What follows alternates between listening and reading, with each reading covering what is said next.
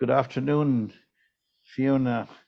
So good to see you again. Fiona Sampson with us, those who are watching this broadcast on the Poetry Channel, a section called Talking with Poets. And, there is no finer poet to speak with in the origin country of the English language than Fiona. I'm a fan of your work, as you know. I wouldn't have invited you otherwise. But besides being a fan of your work, I think there's something very, very special about your relationship to music, the words and music, word music, which you and landscape. And so I would like to sort of perhaps ask you to talk about those words, music, and landscape in the course of our chat today.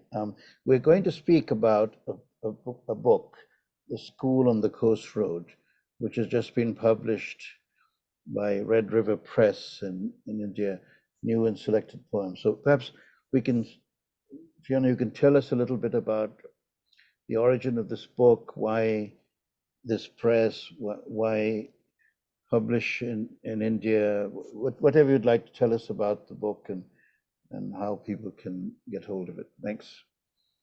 Well, thank you, Indran. And first of all, thank you for inviting me.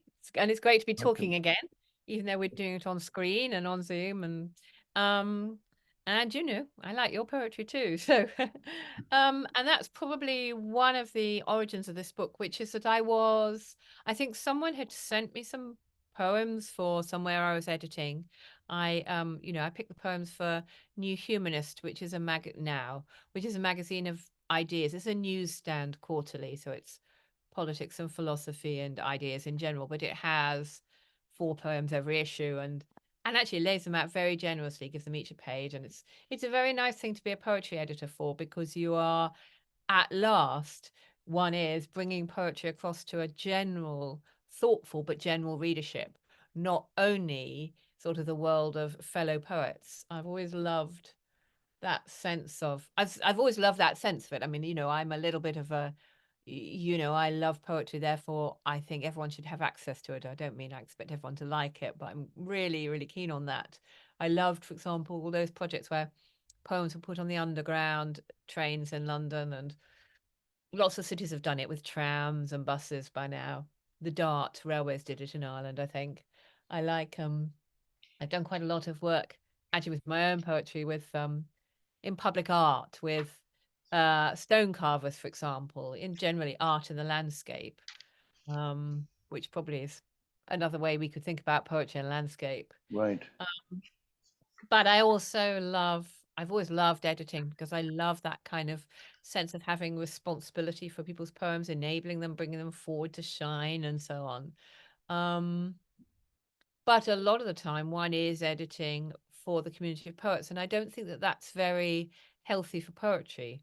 I don't mean that I think all poetry is public poetry, but I do think that poetry lives when it can speak to a non-specialist listener or reader. But I also don't mean that poetry should be easy, but I just mean that, I spent a long time working with poetry in the community in health and social care when I was very young. That was how I sort of started. That was how I launched into poetry after being a musician. And it very quickly became clear to me that even people who have not great literacy, even people who think poetry is middle class and nothing to do with them, sort of all of us have a longing for something beautiful, something heightened. It's the longing that also religion speaks to, beauty speaks to in general.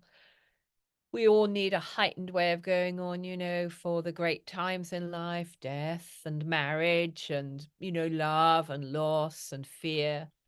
And I've never lost that sense of that is the real readership for the real audience for poetry. And so I really like editing for New Humanists, because although it's a particular kind of readership, it is not a poetry readership. And I don't compromise on the complexity or anything of the poems. Um, and I try and be internationalist still, but it's a joy. So someone will have sent me some poems for New Humanist, or they will have asked me to endorse a book of theirs that was coming out, provide a quote and so on, which again, I really love doing. I really love the idea of poetry as a kind of communicative web rather than, a sense of kind of competition and hostilities again between rival poetics and so on. And I for a long time felt that Indian poetry in English, contemporary Indian poetry in English, um, it's it it's the kind of poetry, the kind of poetics, certainly the stuff that comes across to Britain and I think to the States is something I find myself very much in sympathy with. There is an interest in beauty, in myth, it's quite lyric, although it's a different tradition. It wouldn't call itself lyric. Um, it's not afraid of spirituality at times and so on. And I, although I have absolutely no experience of the culture of the subcontinent in the sense that I've never been there, though there's a certain amount of subcontinental culture in Britain. I mean, it's one of the joys of being in Britain Right, now. right. Britain is very, very rich. It's not just a kind of narrow English language, Anglophone, pale and stale culture. It's not at all. But I've never been there. But anyway, I've always felt, a kind of sympathy with poetry that I've read from the subcontinent, and I was saying this in an email to someone, and they said, "Oh well, why don't you?" And so they put me in touch with Red River, and in fact they said send a manuscript to Red River because he will be delighted and so on, and in fact he sort of was so welcoming and so modest and sort of slightly, well, are you sure? And of course I'm sure, because it's a chance to dip a toe into, obviously a vast community and set of communities and so on, but just to have a little bit of that exchange is very, very nice. I think So I that's was very, very, very, very good. A kind of a, a sort of a vote of confidence and a show of interest in the fact that English is thriving in India, as it is thriving in Australia, is thriving in Sri Lanka, and so many places in the world with their own native sort of traditions of writing in the language. And it's so interesting you mentioned about spirituality and lyric and so on, though they would call it that. So I think that's my father used to talk about crossing cultures. The culture, what happens when cultures meet in literature and so on. So crossing has been an passion and an interest of mine for many decades. And so I'm very happy to know that that you have chosen to publish this book in India with and these days with internet and access and so on, I think people can access the book and pick it up wherever they are. So well done. And So it's also a very beautiful book. I mean, yeah, they have made a lovely, it's among the most beautiful book objects that I've had. I mean, it's got flaps, it's got these lovely end papers with a trace of the cover image. Cover image is very carefully chosen, sort of 19th century romantic. And then it's got these section title pages like this. Also, wonderful. the same image. It's just beautifully done. And the font is lovely. The layout is painstaking. It's a lovely font. I mean, it's just, yeah. I mean, I really love book objects. In another life, I think I would have had a small press and, done hand printing and so Right, on. right.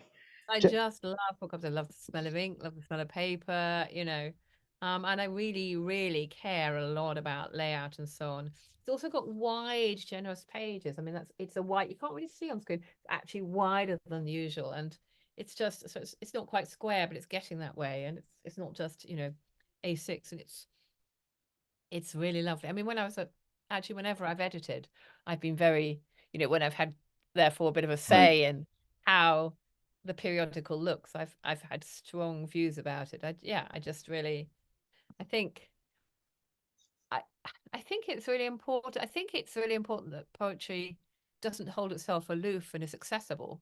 But I also think it's really important that we present it as something that we value. When Yep. I was, Yep. I came into, I don't know if you think, when I came back into poetry in the 90s in Britain, poets were really, oh, I'm just going to shuffle on stage in my jeans. And they were very sort of downbeat about it all. I mean, it was a kind of British tradition of modesty anyway.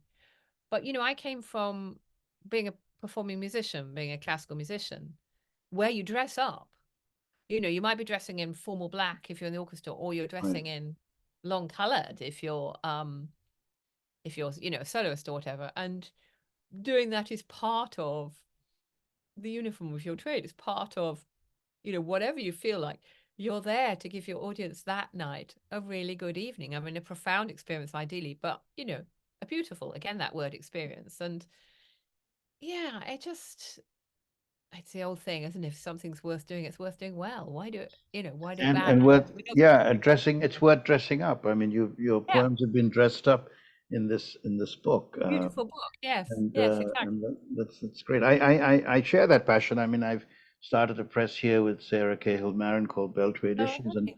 and we have focused on publishing poetry, but publishing it well and in beautifully with design, and we're working with a designer who lives in Peru, and we're in the United Oh, States, and we're and we're publishing the traditional way with a print run rather than print fantastic. Well on done. demand. So we're How taking long has some it run? risks, but that's all right. Yes. It's all right. No, it's great. It's great. It's a lovely, it's a passion that I'm able to now exercise now that I've shifted in my working life towards sort of being a poet full time and editor and write, now publisher. So it's a obviously the years I worked as diplomat helped give me a pension and so on, give me some kind of a basis to go on. But I'm going on and looking forward.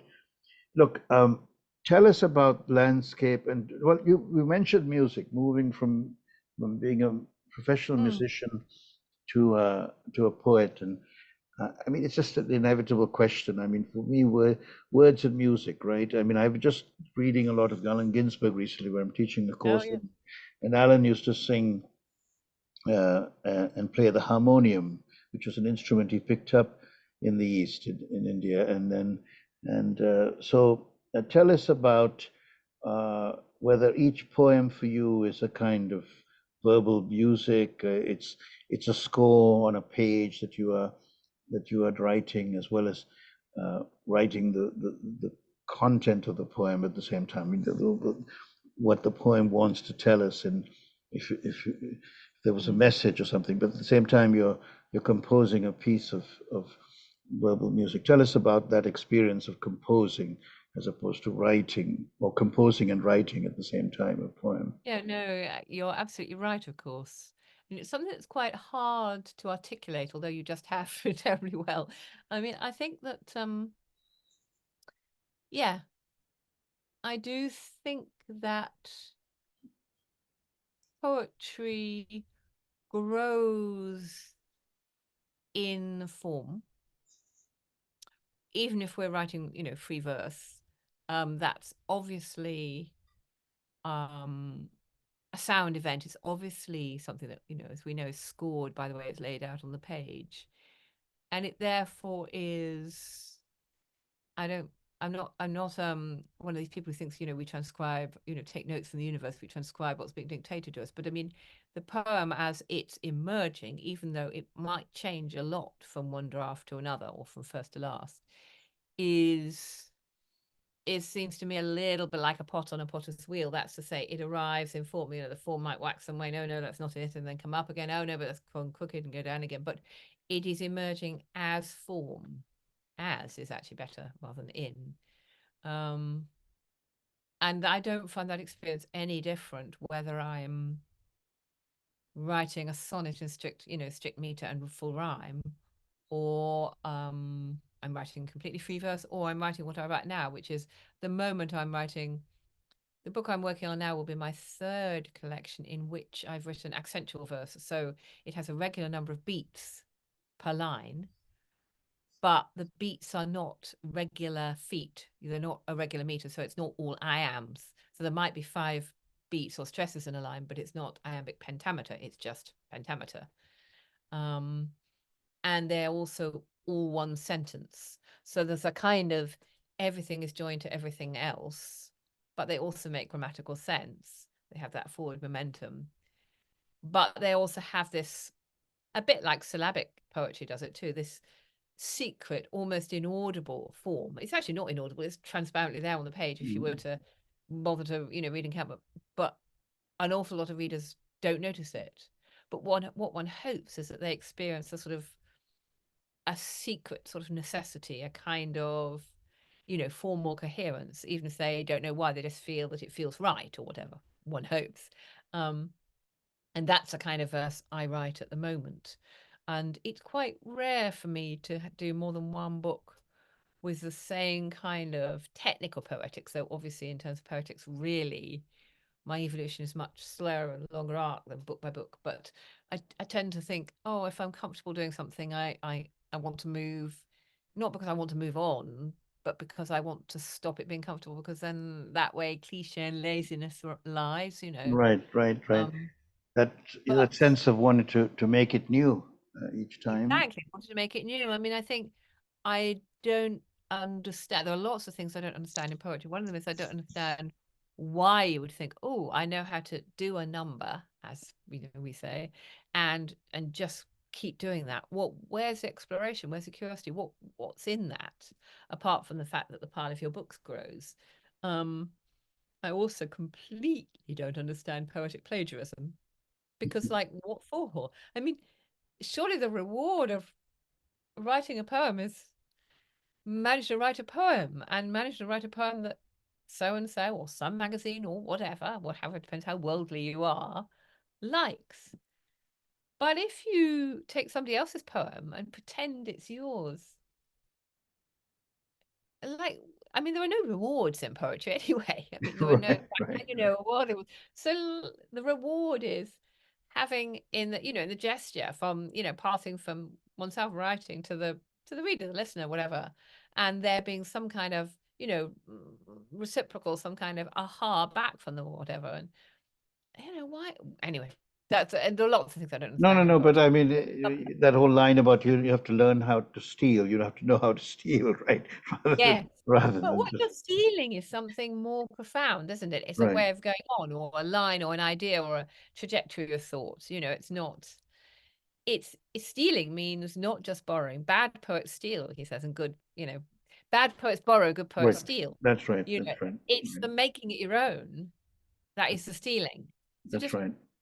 pop it in, and I'm it's I'm going to ask you to read a couple of the poems, but before I do, just could you just clarify? You mentioned one sentence. Each poem is a sentence, or the whole mm, book will be a no, sorry, sentence? No. each Each poem. poem is a sentence. Some of the poems, particularly my last book, which was called Come Down, Right. I'm looking really long. So I have two poems about my father's.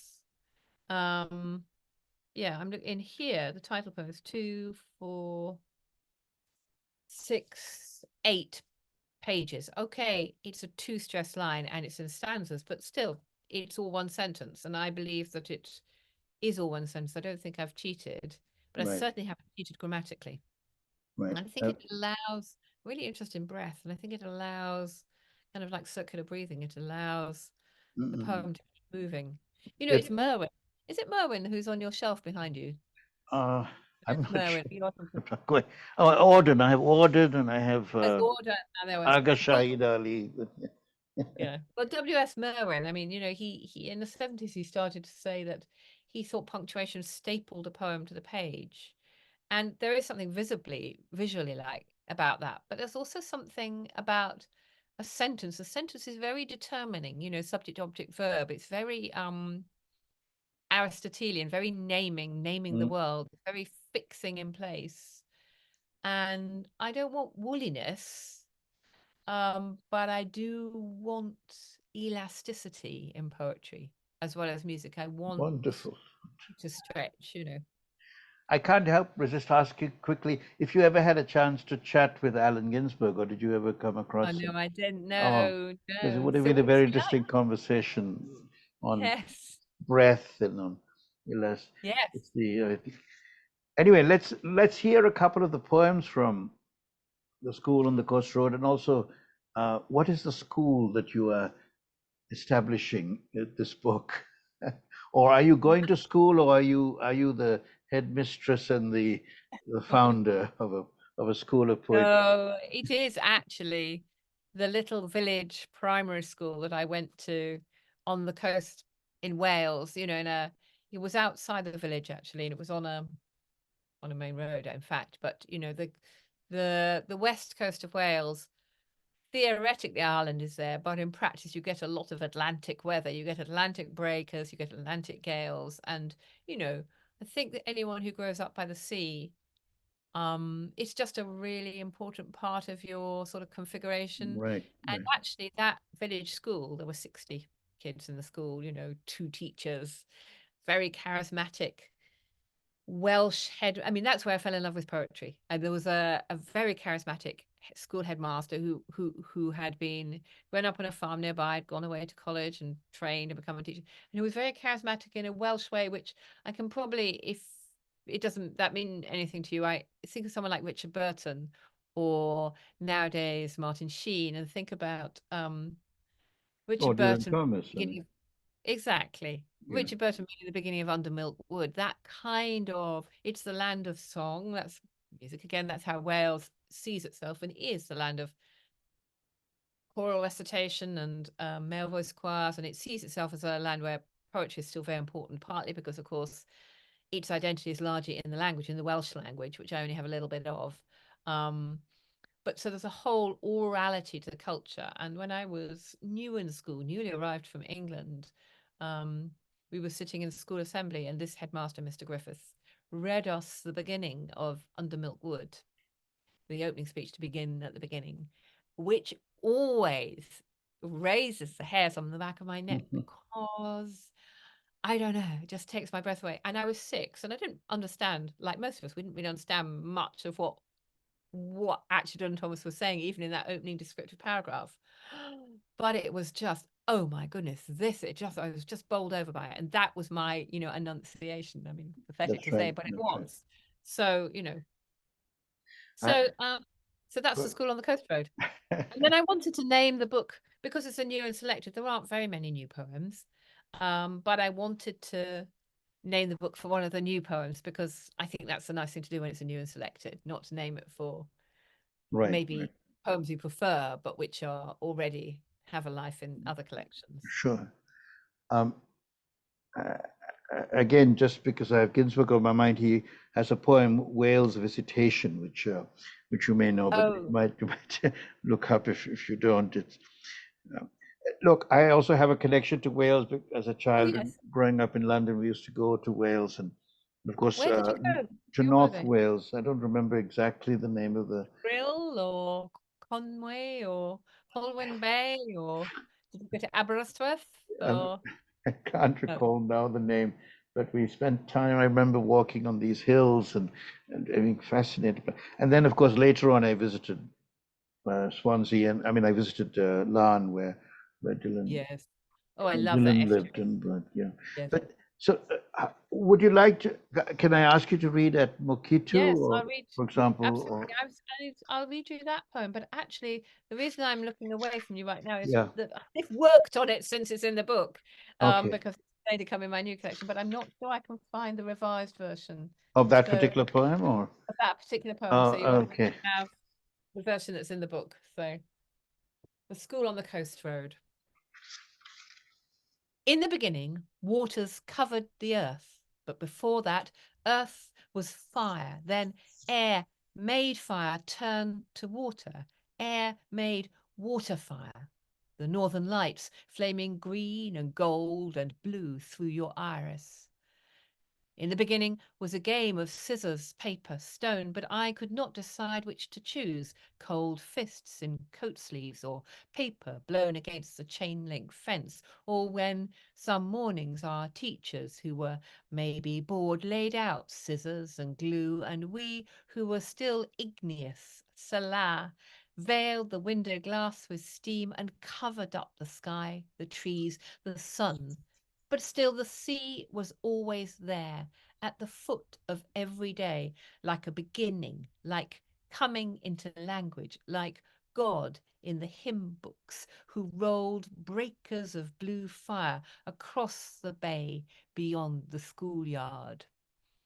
Oh, magnificent, so this is your first day, right?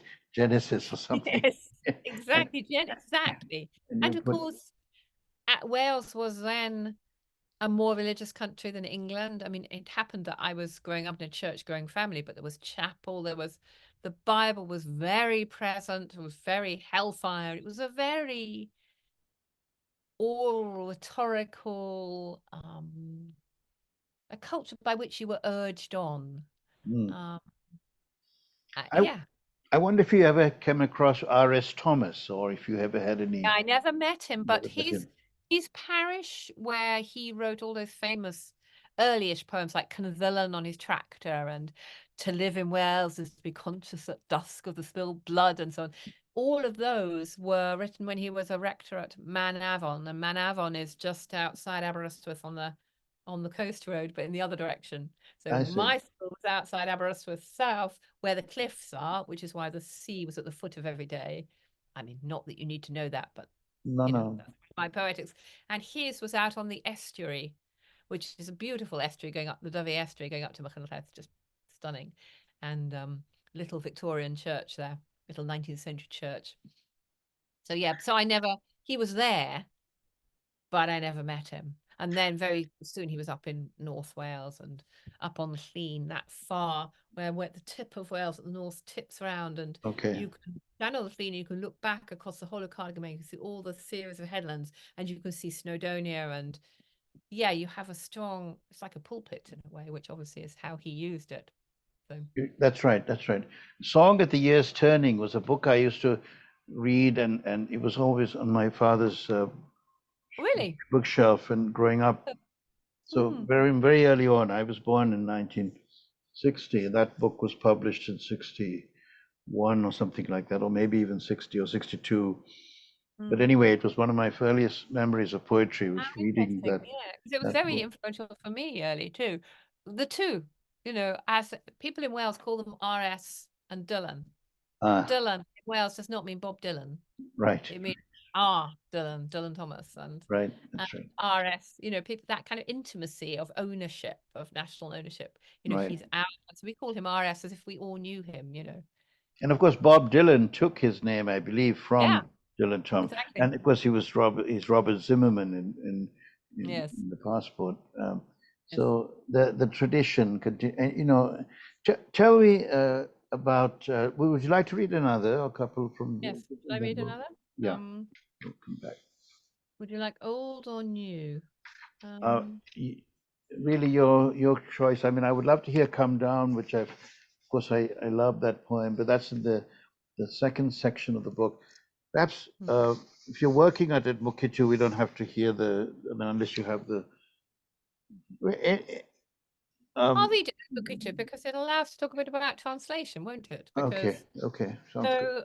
the reason I wrote Anne Mukitu and I wrote an In Memoriam Jan Kaplinski is because I co-translated with him two of his books into English.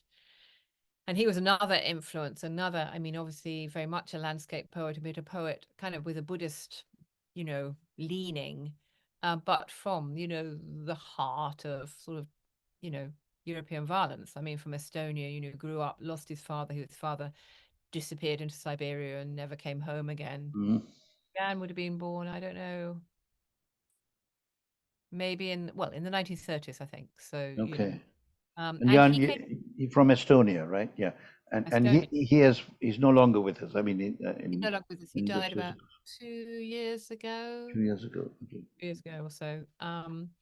And he came to Aberystwyth because he had a thing about Wales, which actually was wise because both countries have kind of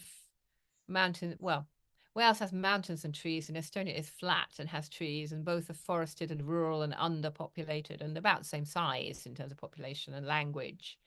Both of them, a language group that Estonian is quite close to Finnish, actually. I mean, it's Finno-Ugric, so kind of a distant cousin of Hungarian, very distant cousin of Hungarian, but audibly a close sibling of Finnish. And for Jan, meeting Jan, because I used to run an international poetry festival in Wales, and he came to that and so on, and that's how I started working with him. And um you know for him, being a poet of an established poet meant being a public figure in a very political sense. So he was an MP in the first free Estonian parliament after, the collapse of the Cold War, really, the Cold War and so on. And Estonia freed itself with the singing revolution. They, like Wales, had this tradition of mass choirs, and they sang. They made a sort of singing cordon around Mm. um, Tallinn, I think, and so on. So all of that. So at Mukitu was his farmhouse, which is very traditional. At Mukitu. What's still here when I come like Jan's sheep, like Sappho's lamb, stepping down into the valley as the bright evening light slips and pools beside a wall along the water, with the gnats and water skimmers bright and dark, falling across the stepping shoulders of the careful beast, so quiet, so inevitable, little lamb of death, calling the poet home, although he called you first into the clearing with the pool, the long-armed well, the barn swallows. And in the dark, the nightingales sing inexhaustibly about the forest going on forever beyond the fence rail, as poets do, singing in darkness, up among the wooden beams of habitation, while the lamb comes to lie down at the threshold, comes gently to your feet, Jan. I didn't call him here. Yeah. It's a very, very, very moving poem, and you read it so beautifully, so tenderly in Thank its you. honor. And It's different, isn't it, when it's yeah, someone real? And Jan, one of the one of his books that we co-translated had an epigraph from Sappho. Evening you bring back everything, the bright dawn scattered, the what is it? The lamb, the sheep to the shepherd, the lamb to the shepherd, the child to its mother. mm. Um, and that sort of notion of, that which is completed, the kind of turning around at the end of the day. He also told me that in Estonia, the evening star, um, Venus, is called the moon's foreman because it comes out at the same time as the moon and kind of bosses the other stars, and then the other stars have to kind of, as it were, get out of bed and rise up into the sky. Very sweet, isn't it? The moon's foreman. Yeah. Mhm. You mentioned the singing revolution.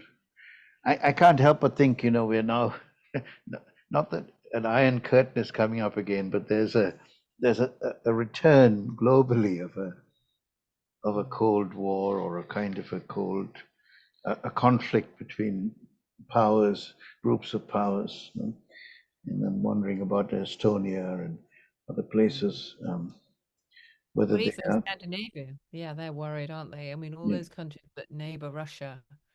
Yeah, I mean, you know, I, I absolutely love Europe. I mean, I was heartbroken when Brexit happened, and yeah. I, I feel myself to be European, not in a narrow sense, but in a sense of part of all those, those superimposed cultures, and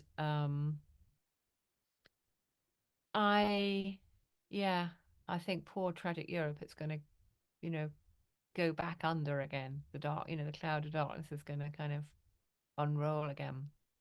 So, Yeah. talking of that, what can the poet do now? I mean, in this time. I don't think the poet can do anything. Or rather, no, that's not true, is it? I think the poet can. I think of a lot about Louis MacNeice in Autumn Journal, that great poem of anxiety of, it's 1938, pre-war anxiety. Um, you're more than bearing witness, you're part of you're part of the conversation, aren't you? You're part of the culture, which is big C and small c. which is people doing everything from, I don't know, what becomes fashionable in interior design, you know, I don't know, a new simplicity or whatever. I mean, that's a very superficial example, but through to, you know, really profoundly political philosophy, big think pieces and books, through to art. I think, you know, we are a collective who are moving. Let's hope we're not moving towards the darkness, but at the moment it feels rather like it.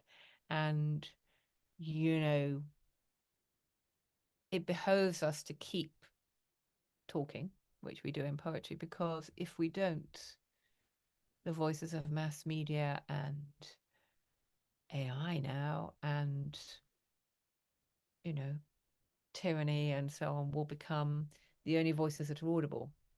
That's Like, I right. mean, personally, I'm a great believer in supporting civil society, even in the countries whose leaders are being aggressors elsewhere in the world, because I think that's how you support the people of that country, you know, hopefully eventually towards a shift away from, you know, a one party state or you know, demagogues and extremism, by strengthening, not by helping to cut away the roots and the support of and the support for, you know, progressive and serious and calming and profound, you know, thought and action and education and writing and so on, but by supporting it. Supporting So it. And here is Navalny's memoir about to be published globally in many I know, countries. In a I know. interesting. Um, Anyway, tell me what? about the lessons of the school on the Coast Road. I mean, the first lesson that you got hearing the, you know, at 6 years old, and then how that influences your writing today, or is it just, I mean, for example, I was talking with a friend who told me about how, you know, the first poets she came across were, and the first tradition was the tradition that went from Blake through Whitman to Ginsberg, you know, and then those three sort of foundational in her own writing. So I'm wondering what, now I remember what you said, that we're writing not for poets, but for the general reader, for the public. I'm a big fan of Larkin, for example, because I think he wrote for beyond Yes, sort of the community, and that term of community can be exclusionary, right? I mean, the community of absolutely. poets, it defines what is acceptable to write about, what is not as well, to some extent, you know, Yes. which gets into censorship and political engagement and so on. I mean, I'm sensitive to that as I write about Gaza, for example, and then, Yeah. you know, anyway, but back to the school, the lessons of that school on the coast. I mean, if you could just talk a little bit more, and perhaps we can hear perhaps one other poem, and this is really just the beginning of a conversation. It always is, isn't it? I mean, there's Yes, never, absolutely. it's not a No. conclusion, nothing definitive, but there are some very important. I mean, let's go back also. Let me also mention landscape again, because as I read your poems, not just, I mean, many of them, I keep thinking, you know, there's a line about the systole and the distole, the darkness and the light. I mean, there's this classic, there's an ominousness in the background. There's a sort of Munchian, you know, Yeah. scream somewhere there. Yes. So, so there is a fear that's shown, but but is there an affirming flame as well? There is Anyway, definitely. I'll stop there. Yeah. Please go ahead. Yeah, no, there is absolutely. Yeah, I mean, you know, I think it was a great privilege in my life growing up in the countryside, because the less good part of that, I mean, some minor thing, was that it was very provincial. So for me, you know, but the way out of that was classical music, was being very good at the violin, was studying in Salzburg, studying in Paris, you know, that kind of, and participating in that more than national, supranational culture, and in fact, an international culture, because, you know, I mean, musicians tour all over the world, don't they? And that too, both in terms of musicality, but also in terms of the repertory itself, was formative for me. I think that where I started from, okay, was Dylan Thomas, and was this orality of culture, and was the school on the coast road with the rookery, the rooks in the elms above us. Actually, they weren't elms; they were beech, and the seagulls, always gulls in the sky, and big sky, and um, the Bible, Psalms, the liturgy of church every Sunday, the King James Bible, and the Book of Common Prayer. So 17th century prosody. I mean, it's really beautiful language. Hmm. Um, and the iconography of Christianity too. That's my kind of founding myth. And then and Romanticism, and the classical and romantic are the 18th and 19th century and 20th century repertory of the classical violinist, and then modernism more generally in literature. I mean, for me it's Woolf and Proust and Joyce, and then people like Lawrence Durrell, who was all over the shop in terms of colonialism, but was an amazing writer. And so there's and Eliot. Um, and so it's a pathway that's kind of always lit, as it were, from behind. But I don't mean I feel nostalgic. I mean, I sometimes do, but I mean, that's not a prevailing thing. It's more that the path keeps opening out and going further. So where I live now, I happen to live in a really beautiful place, and it's a parish where I can see, looking out my window now, I can see the gables of the old rectory where William Wordsworth used to come and stay. This was his favourite part of the Wye Valley. So when he was an older man, very successful, when he came down to see the River Wye, he'd stay here. He'd stay in this hamlet, and indeed, one of his servants is buried in the church, and so on. And then I look the gables to one side, and look ahead, and look up at the hill, and it's Craden Hill, and Craden Hill is where Thomas Traherne, the great metaphysical poet, wrote. I mean, it's where he was a priest, and wrote Centuries of Meditation. And so, I mean, I've always been interested in metaphysical poetry because of the because of the transformational work of symbol, but also because of that sense of immanence, of meaning as immanent in the landscape, just because that is how I, experience the world. Quite what doctrinally that is has shifted over time for me, but there is a sense of, it's not a particularly a pagan sense, or it's certainly not a new age sense, but it's a sense of meaning written into the landscape. And then of course I've had this sort of second career as a literary biographer and a romanticist, and so I've written now 3 books as a romanticist, and I have 2 more in the pipeline, and I'm working on 2 at the moment, one about George Sand and one about Rousseau. And I'm not working on them. I mean, they're contracted and I have a delivery date, but I'm working on the one and then I'll work on the other. But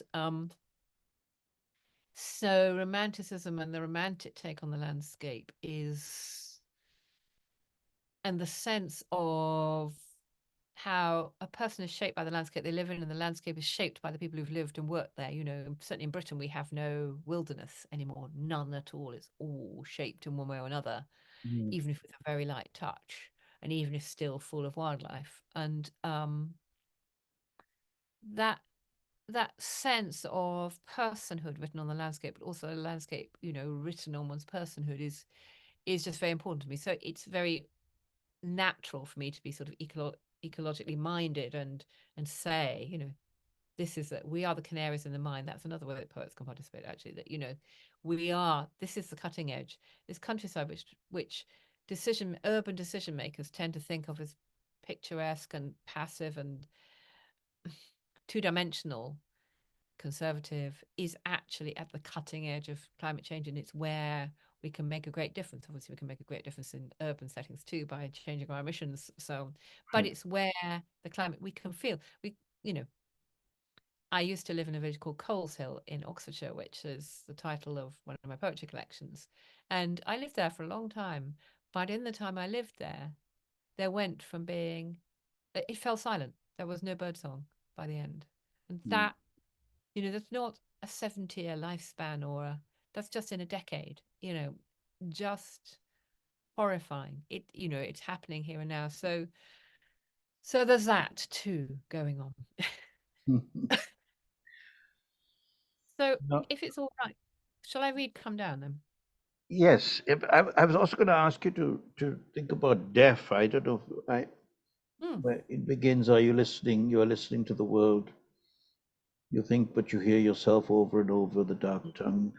Anyway, yes, read Come Down. Or And should I read Death first? if you We'll could decide. read that first, that would be lovely.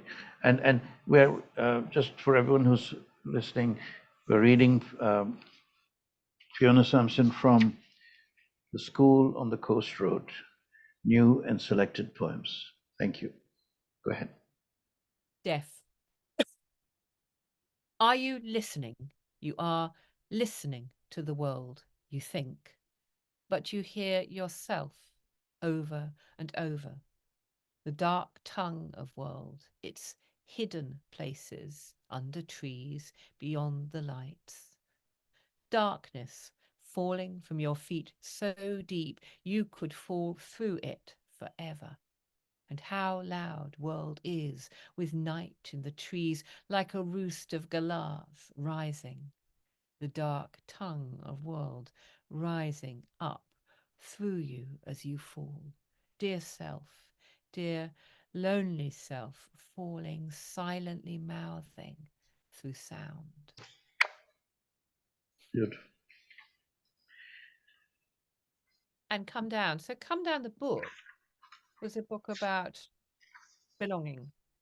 I didn't grow up with my parents, so it was partly about tracing my father in Australia. Well, actually, not tracing him. Australia was, but tracing the family stories of emigration to Australia. And in Australia of the Mind, I've never been to Australia. And I wrote two long poems. One was about my adoptive father, who has actually died, and that's set in his landscape, which is Romney Marsh, which is the bottom right-hand corner of England, the bit closest to France, a bit that's reclaimed from the sea since Roman times. And then Come Down is sort of superimposes the red land of Herefordshire on the red soil of Australia. And of course, with all that idea that Australia is down under, right? And Absolutely. yeah, Yeah. yeah, We have this saying, if you dig far enough, you'll dig through to Australia. that's right. So Come Down, I think of it as like the plane landing, we're landing, it's settling. Come down where it narrows, down over the last field, where the valley squeezes almost shut, then opens. Come down into light and dark, systole and diastole, water moving shadows below beaches and steep fields. Come and find the place you thought you remembered, not hidden among trees, but standing at the valley corner, still the same, a tall plain house, though you can't greet the strangers who crowd through it. They pass in and out, mouths moving silently as if underwater. You can't read their lips, but light breaks on the upturned faces. Come down, as everything breaks off mid-story. Tractor tracks, a bucket at a gate, traces of the ones who left just this morning, centuries ago. And is it here in holy pantomime that suddenly a horse rears and rears, all soundless flash and buckle, and the dragon impaled on the saint's spear rears back from hooves thundering in silence by its head? One struggle, knotted in one stone, where the red stain spreads like something entering a wound to turn the blood that gallops in your ears. Or are those hooves beyond the river, almost out of sight among grey branches tasselled gold with mistletoe? Is it rumour, or does something watch you with terrified beast eyes? It doesn't matter. Sit down, take off your boots, and wash your feet in this slow red river where plastic sacks float, slide, settle, as some ancient muscle of sediment breaks surface, like the backs of giant lizards that came down to drink, flexing their wings. Time was already calling them, and the small white clouds raced overhead, but you were neither here nor anywhere. The valley didn't know you yet, although you've always known the light lying along the top field and the pear tree's hieroglyph, because you stand just out of frame, watching, as if from some shore where once upon a time and again you witness, say, a ship lift, perhaps, and come down as a har, flagged with gulls, slips up its mast, carrying old smells amid the ragged light and bird screams of memory before words. This is not desire, as out on the difficult water a stranger sails away with you into the future where you and he will never meet, not even in the unknown country, that long loneliness where he's taking you who don't speak his language. But this is what it means to witness. This too is belonging. Catching cold while the youth on board the distant ship dreams of a child who floats, her face pale, her hair spread and tangled, like the dream in which she hears blood surf roar far away beneath the world, and all night long digs in sand, believing she can reach Australia. Down and down she digs, and suddenly here is wide scrubland, red rock the colour of home, and she is you, and you see, wavering like tears on the brim of sight, slowly appear 3 children walking an enormity alone together, where the bare sky meets the road. And this too is belonging. 3 lost children taking the measure of their strangeness as the curious creatures move past like a doxology, and time folds into another century where you come walking down with them into the future they won't arrive at. Stay with them in the plank house among roses where they do arrive at last, and give thanks in plain hymns in the old tongue as the evening river slides past shining. Come back to the creek you've never seen. Step down into light and darkness, water standing orange, pink, terracotta in the leads.